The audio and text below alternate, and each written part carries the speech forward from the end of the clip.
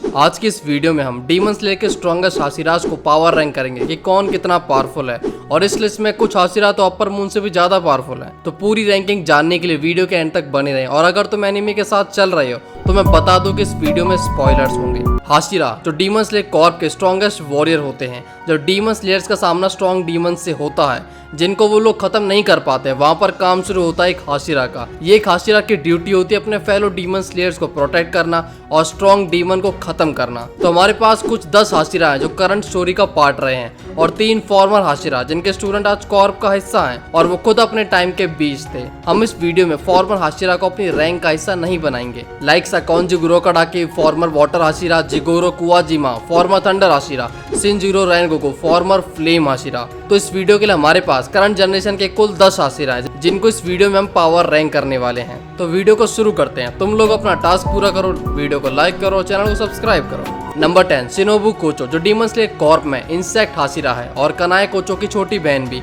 As a Hashira शिनोबु एक powerful और skilled competent है। शिनोबु उतनी फिजिकल स्ट्रेंथ पोजेस नहीं करते, इतना एक एवरेज डीमन स्लेयर करता है, जिससे वो एक डीमन के हेड को इजीली काट देते हैं। वहीं पर शिनोबु एक क्रिएटिव वे में डीमंस को हराती है। शिनोबु जो एक यूनिक फॉर्म ऑफ कटाना यूज करती है, एक ट्यूब लाइक कटाना, जिसके थ्रू वो पावरफुल विस्टेरिया बेस्ड पॉइजन से डीमंस को पेल देती है। इस एबिलिटी के साथ शिनोबु फास्ट और एजाइल बनती है, जो डीमंस को इजीली ओवरपावर कर लेती है। शिनोबु का इंसेक्ट ब्रीथिंग एक यूनिक ब्रीथिंग स्टाइल है जो पावर से ज्यादा स्पीड और एजिलिटी पर फोकस करते हुए पॉइजन का यूज करता है। नेक्स्ट है कनाए कोचो जो फ्लावर हाशिरा थे और प्रेजेंट की स्टोरी से 2 साल पहले ही मारी जा चुकी है। कनाए जो फ्लावर ब्रीदिंग यूज करती थी और वो काफी स्किल्ड भी थी, अनलाइक हर सिस्टर जो स्ट्रेंथ के मामले में लैग करती है, जिस वजह से वो डीमंस के सर को काट नहीं पाती है। वहीं पर कनाए जो एक नॉर्मल नेचुरल ब्लेड विल्ड करती थी और अपनी स्ट्रेंथ और ब्रीदिंग स्टाइल का यूज करके डीमंस को ओवर पावर करती थी। कनाए की लास्ट फीट थी अपर मून 2 डोमा से फाइट करना। कनाए डोमा से सनराइज तक फाइट करती है। डोमा जो अपर मून 2 की पोजीशन रखता है, यानी थर्ड स्ट्रॉन्गेस्ट डीमन है वो बंदा, उसके अगेंस्ट जाना और इतने टाइम तक होल्ड करना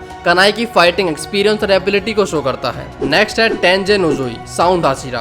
टेंजन ने इनक्रेडिबल स्पीड्स दिखाई हैं, स्ट्रेंथ और स्पीड, और टेंजन टाइजो एरा के हाशिरा में सेकंड स्ट्रॉन्गेस्ट और फास्टेस्ट हाशिरा है, जिसने बोथ डाकी और ग्योटारो के अगेंस्ट में फाइट की थी। इन दोनों ही अपर रैंक डीमंस ने कितने ही स्लेयर से फाइट की थी, वहीं पर टेंजन अकेला इन दोनों को लंबा कर देता है। टेंजन एफर्टलेसली डाकी को डिकैपिटेट कर देता है और डाकी को पता भी नहीं चलता है कि ये क्या हुई। टेंजन जो एक शिनोबी है, इसलिए उसके टेक्टिकल स्किल्स और सेंसेस काफी शार्प हैं, खासकर उसकी हियरिंग एबिलिटी जो इसे बैटल में काफी हेल्प करता है। टेंजन की शिनोबी ट्रेनिंग काफी रफ रही थी, जो उसे कुनाइंग और एक्सप्लोजन में एक्सपर्ट बनाता है, और उसका पेन एंड पॉइजन टॉलरेंस भी। यही चीज उसे ग्योटारो के अगेंस्ट में काम आती है, जहां पर टेंजन की बॉडी में पॉइजन होने के बाद भी वो इक्वल फुटिंग पे फाइट कर पा रहा था, और वो उस एक्सप्लोजन को स्मार्टली हैंडल भी करता है, जिससे वो सभी की जान बचा लेता है। टेंजन का अपनी बॉडी की फिजियोलॉजी पे भी ग्रेट कमांड है। उसने अपने ही हार्ट की धड़कनों को रोक लिया था, अपने ब्लड सर्कुलेशन को रोक कर उसने पॉइजन को अपनी बॉडी में फैलने से रोक लिया था। टेंजन ने खुद ही अपनी साउंड ब्रीदिंग को क्रिएट करा था अपनी ग्रेट हियरिंग एबिलिटी की वजह से। इसी के साथ उसका इमेंस स्ट्रेंथ, स्पीड और एंडोरेंस उसे एक सुपीरियर फाइटर बनाते हैं, और उसका ड्यूअल नेचरिंग स्टाइल और एंटी डीमन बॉम्ब एक्सपर्टीज उसे इस स्पॉट के लिए एकदम परफेक्ट वर्दी बनाते हैं। नेक्स्ट है Mitsuri Kanroji the love Hashira. Mitsuri ने फाइनल सिलेक्शन को 6 मंथ की ट्रेनिंग में ही कंप्लीट कर लिया था, जिससे रेनगोकू तक ने आउटस्टैंडिंग कहा था। उसकी एबिलिटीज को हम स्वॉर्डस्मिथ विलेज आर्क में देखते हैं, जहां पर वो सारे डीमंस को हरा देती है, जिसे अपर रैंक 5 गियोको ने बनाया था। यहाँ पर ये अपर रैंक 4 हैन तेंगू के अगेंस्ट भी फाइट में एक बड़ा रोल प्ले करती है, जहां पर हैन तेंगू की हेट्रेड मैनिफेस्टेशन जुआकू 10 जो 4 कंबाइंड अपर रैंक डीमंस की स्ट्रेंथ पोजेस करता था, उससे मित्सुरी फाइट करती है। इस फाइट में अपने फियर की वजह से मित्सुरी का डीमन स्लेयर मार्क अनलॉक होता है, जिससे वो काफी स्ट्रॉन्ग और फास्ट हो जाती है। अचानक आए इस बूस्ट ने मित्सुरी की एबिलिटी को अलग ही लेवल पे पहुंचा दिया था, जिससे वो इतने पावरफुल अपर रैंक डीमन को सनराइज तक होल्ड कर पाती है। और इन्फिनिटी कासल में Mitsuri newly appoint upper rank 4 नाकी में से फाइट करती है, और आगे खुद डीमन किंग मुजान पे सरप्राइज अटैक लैंड करती है। क्यूजोरू रेनगोकू दी फ्लेम हाशिरा। रेनगोकू अपने फादर शिनजोरो का सक्सेसर है, जिसने अपनी स्ट्रेंथ और फाइटिंग एबिलिटी को प्रूव किया था। रेनगोकू एक कमाल का फाइटर था, जिसकी प्रेजेंस अलाइज के लिए काफी कंफर्टेबल, ट्रस्टेबल थी, और वहीं पर एनिमीज के लिए एक डरावना और आती। रेनगोकू जाता स्लेयर्स के लिए एक बड़े भाई जैसा था। उसने स्लेयर्स को ट्रेन किया था, उनके अंदर के पोटेंशियल को पहचानने में मदद की थी। रेनगोकू ने 9 डीमन स्लेयर्स की मौत का बदला भी लिया था द फ्लूड डीमन से। रेनगोकू जिससे भी फाइट किया करता था, वो उसकी स्ट्रेंथ की तारीफ ही करता था, फिर चाहे वो फ्रेंड्स हो या फिर एनिमी हो। और आगे ऐसे ऐसा ही अपर रैंक 3 के अगेंस्ट में भी देखते हैं हम, जहाँ पर अकाजा रेनगोकू की स्ट्रेंथ और स्वॉर्ड्समैनशिप से काफी इंप्रेस हो जाता है और उसे एक डीमन बनने का ऑफर देता है, जिससे वो उसकी स्ट्रेंथ को एक अलग ही लेवल पे ले जा सके। पर रेनगोकू इसे ठुकराते हुए अकाजा से फाइट कंटिन्यू रखता है। भले ही रेनगोकू इस फाइट में मारा जाता है, बट स्टिल रेनगोकू वर्सेस अकाजा देखते हुए मजा आ जाता है। रेनगोकू की विल अनशेकेबल थी यहाँ पर, और अगर यहाँ पर कोई और बंदा होता तो शायद अकाजा उसे इंटिमिडेट कर देता। इसी के साथ वो हाईली इंटेलिजेंस और इमेंस स्ट्रेंथ और इमेंस एंडुरेंस पोजेस करता था। आगे हमारे पास है मोइचिरो टोकिटो द मिस्ट हाशिरा। मोइचिरो जो इतने यंग एज में एक हाशिरा का टाइटल पा लेता है और सभी हाशिरा उसकी स्किल्स को प्रेज करते हैं, क्योंकि वो इतने कम एज में भी इतनी स्किल्स और पावर पोजेस करता है। बैटल इंस्टिंक्ट और स्वॉर्ड्समैन से मोइचिरो के ब्लड में है। उसने एक डीमन स्लेयर बनने से पहले भी एक डीमन को बस एक वुडन स्टेक का यूज करके मार डाला था, और स्वॉर्ड को अपने हाथों में लेने के 2 मंथ में ही वो एक हाशिरा लेवल तक आ गया था। और यही काम करने में किसी और स्लेयर को 2 से 5 साल का टाइम लग जाता है। यही चीज मोइचिरो को सभी हाशिरा से अलग बनाती है, और इसी वजह से सभी हाशिरा मोइचिरो की रिस्पेक्ट भी करते हैं। मोइचिरो को पहली बार हम ग्योको के अगेंस्ट में देखते हैं, जहाँ पर वो अपना डीमन स्लेयर मार्क को भी अनलॉक कर लेता है और ग्योको को रगड़ देता है। आगे कोकोशिबो के साथ फाइट में भी कोकोशिबो मोइचिरो के फाइटिंग प्रोवेस को एडमायर करता है। मोइचिरो एक शांत कैरेक्टर है, बट उसकी एक्स्ट्रा ऑर्डिनरी स्ट्रेंथ उसकी रेज से आती है, जो उसके अंदर ही दबी पड़ी है। वो अपनी एज से ज्यादा पावर डिलीवर करता है, यही चीज उसे सबसे खास बनाती है। नेक्स्ट है गियो टोमियोका द वाटर हाशिरा। गियो जो पहला डीमन स्लेयर था, या कहो एक हाशिरा था जो हमें सीरीज में दिखा था। गियो शुरू से हमें एक स्किल्ड फाइटर की तरह दिखा है, बट उसे देखकर उसमें वो कॉन्फिडेंस कभी नहीं दिखा जो बाकी मेल हाशिरा में हमें देखने को मिलता है। बट गियो ने कितने डीमंस को मारकर उनकी आखिरी यात्रा निकाली है। गियो ने फादर और रुई को अकेले ही चमका दिया था। उसने दर्जन के बाद डीमंस को मारा था जो 12 किजुकी के इक्वल पावर रखते थे,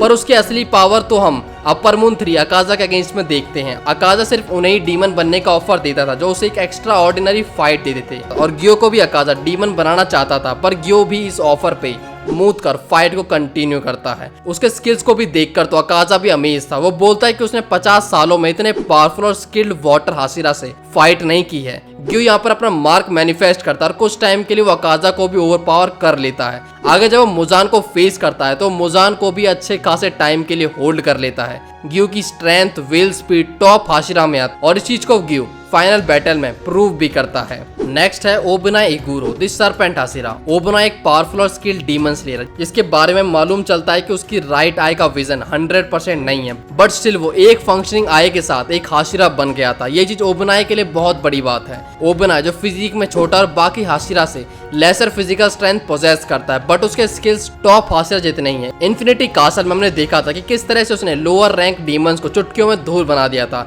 और smartly newly appoint upper rank 4 Nakime को हैंडल भी किया था। मुजान के अगेंस्ट में भी ओबनाई ने उसे काफी सारे हिट डिलीवर किए थे। उसने बैटल के बीच में मुजान के लिम्स कट करके नियरली उसे डिकैपिटेट कर ही दिया था, और मुजान से हेवीली डैमेज लेने के बाद भी वो बाकी सभी लोगों से पहले होश में आ जाता है और तांजीरो की हेल्प भी करता है। मुजान से कितने अटैक खाने के बाद ओबनाई ने हार नहीं मानी थी। उसके स्टेमिना और एंडोरेंस और विल के दम पर वो एंड तक खड़ा रहा और मुजान पे अटैक करता रहा। भले ही मुजान को मारने में ओबनाई को अपनी जान गंवानी पड़ी, बट मुजान को मारने में ओबनाई का एक बड़ा कंट्रीब्यूशन था। नेक्स्ट है Sanemi Shinazugawa the wind Hashira. Sanemi जो एक क्विक टेम्पर बंदा है और इतना पावरफुल होना उससे एक्सपेक्ट नहीं किया, बट सानेमी ने लास्ट बैटल में एक्स्ट्रा ऑर्डिनरी एबिलिटी और कॉम्बैट प्रोफेंसी को प्रूव किया था। सानेमी सभी हाशिरा के साथ इक्वल ग्राउंड पे फाइट कर रहा था और अपने रास्ते में आने वाले हर डीमन को एक चींटी की तरह रगड़ दे रहा था। सानेमी ने अपर रैंक 1 से भी फाइट की थी, और कोकोशिबो ने खुद बोला था कि सानेमी की फिजिकल एबिलिटी और उसकी टेक्निक उसके पीक पे है। सानेमी ने खुद को गियोमे के साथ हाईली स्किल्ड हाशिरा की तरह अपर रैंक 1 से फाइट की थी,